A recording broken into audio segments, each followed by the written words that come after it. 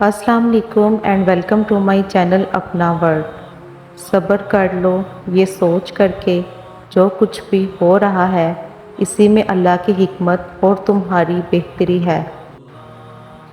اللہ جسے چاہتا ہے بھٹکا دیتا ہے اور جسے چاہتا ہے سیدھے رستے پر لگا دیتا ہے۔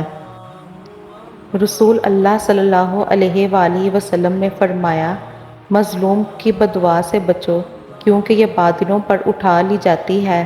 اللہ عز و جل فرماتا ہے، میری عزت اور جلال کی قسم میں اس کی ضرور مدد کروں گا اگرچہ کچھ دیر بعد ہی کیوں نہ ہو۔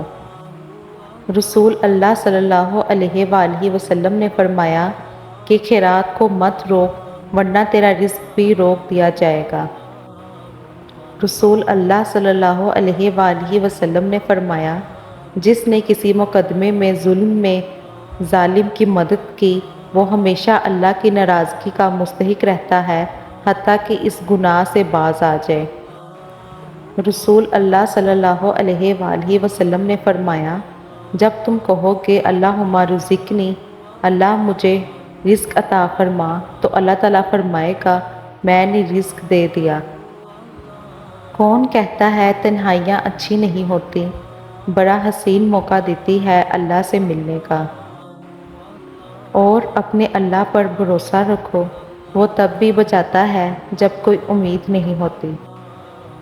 انسان کو اللہ کی محبت تب نظر آتی ہے جب دنیا کی محبت اسے تھکا دیتی ہے۔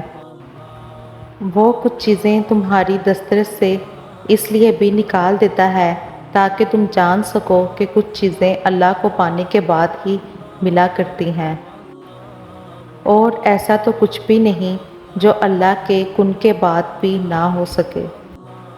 رسول اللہ صلی اللہ علیہ وآلہ وسلم نے فرمایا، جو شخص لوگوں پر رحم نہیں کرتا اللہ عز و جل اس پر رحم نہیں کرتا۔ رسول اللہ صلی اللہ علیہ وآلہ وسلم نے فرمایا، بلا شبہ اللہ ان لوگوں کو عذاب دے گا جو دنیا میں لوگوں کو عذاب اذیتیں دیتے ہیں۔ تو جس چیز کو بھی اللہ کے ڈر کی وجہ سے چھوڑے گا اللہ تجھے اس سے بہتر عطا کرے گا۔ رسول اللہ صلی اللہ علیہ وآلہ وسلم نے فرمایا، آزمائش کی شدت، بدبختی کی آمد، تقدیر کی زحمت اور دشمنوں کی خوشی سے اللہ کی پناہ طلب کرو۔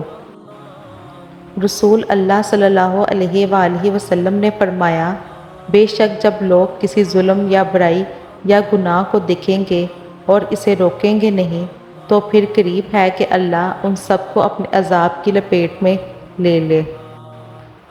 وہ کن کہتا ہے اور چیزیں ہو جاتی ہیں، گمان سے آگے بیان سے باہر۔